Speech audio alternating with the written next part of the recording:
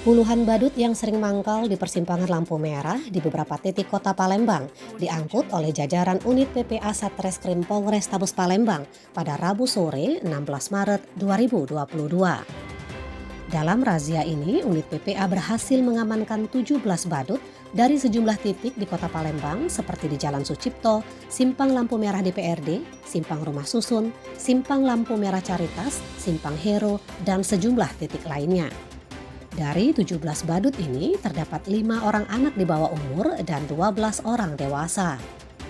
Kasat Reskrim Kompol Triwahyudi melalui Kadit PPA Ibtu Pipin Sumailan mengatakan keberadaan para badut di lampu merah ini sudah sangat meresahkan masyarakat pengguna jalan.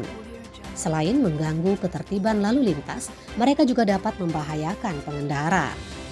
Pipin menambahkan pihaknya juga akan segera berkoordinasi dengan pihak Dinas Sosial Kota Palembang.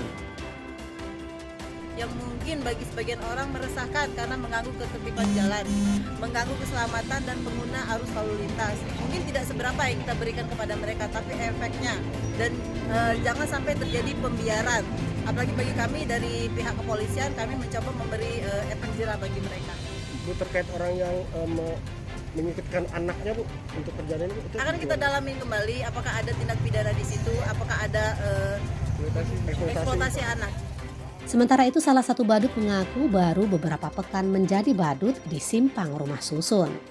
Dia mengaku hanya mencari uang untuk jajan. Bison Bule melaporkan dari Mapolrestabes Palembang.